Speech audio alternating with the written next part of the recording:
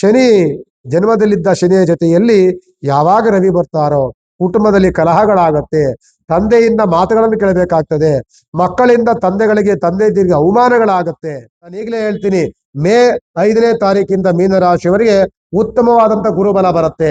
ಅಲ್ಲಿವರೆಗೂ ವೇಟ್ ಮಾಡಬೇಕಾಗ್ತದೆ. 7.5 ಶನಿಯ ದೋಷದ ಹಣಕಾಸಿನ ಲಪಡಾಯಿಸುವಂತ ವ್ಯಕ್ತಿಗಳು ಜಾಸ್ತಿ ಸಿಗ್ತಾರೆ.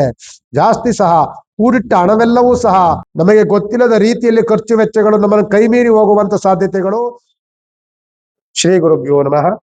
ಶ್ರೀಮತಿ ರಾಮಾನುಜಾಚಾರ್ಯ ಎಂಬ ಇದು 2026ನೇ ಇಸ್ವಿಯ ಮಾಸ ಭವಿಷ್ಯದ ಕಾರ್ಯಕ್ರಮದಲ್ಲಿ ಮೀನರಾಶಿ ನೋಡಿ 7.5 ಮಧ್ಯಭಾಗದಲ್ಲಿ ಅನುಭವಿಸುತ್ತಿರುವಂತಹ ಮೀನರಾಶಿ, ಜನ್ಮದಲ್ಲಿ ಶನಿ ಬಂದು ಕುಳಿತಿರುವಂತಹ ಮೀನರಾಶಿಯ ಜೊತೆಯಲ್ಲಿ ನಮಗೆ ದೋಷದಲ್ಲಿರುವಂತಹ ಚತುರ್ಗ್ರಹಗಳು ಒಂದಲ್ಲ ಎರಡಲ್ಲ ರವಿ ದೋಷದಲ್ಲಿ ಬರ್ತಾರೆ.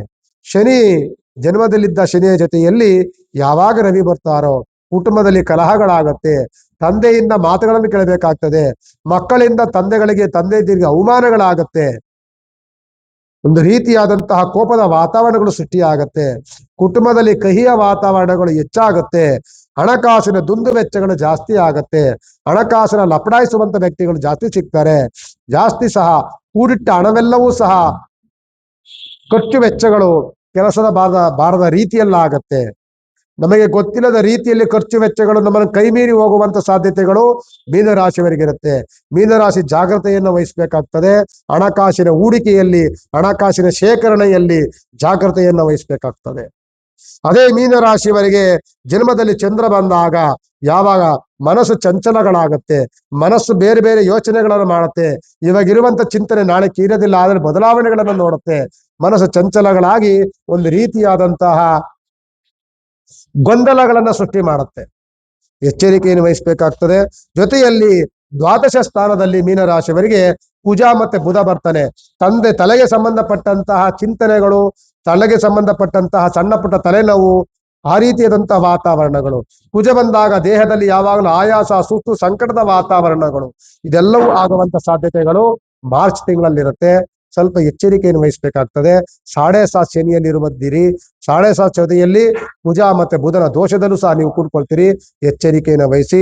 ಈ ಮಾರ್ಚ್ ತಿಂಗಳು ಮಾತ್ರ. ಮಾರ್ಚ್ ತಿಂಗಳಾದ್ಮೇಲೆ ನಿಮಗೆ ಕೆಲವು ಗ್ರಹಗಳ ಬದಲಾವಣೆಗಳಾಗುತ್ತೆ.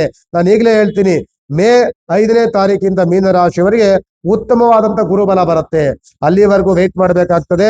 7.5 ಶನಿಯ ದೋಷದ ಜೊತೆಯಲ್ಲಿ ಗುರುವಿನ ಬಲವನ್ನು ನೋಡುವಂತ ಶುಭ ದಿನಗಳು ನಿಮಗೆ ಬರುವಂತದ್ರಲ್ಲಿ ಕೇವಲ 2 ತಿಂಗಳುಗಳು ಮಾತ್ರವೇ ನಿಮ್ಗೆ ಇರುವಂತದ್ದು. ವೇಟ್ ಮಾಡೋಣ. ರಾಷ್ಟ್ರಾಧಿಪತಿ ಬಂದು ಗುರುಗ್ರಹ ಆಗಿರ್ತಾರೆ.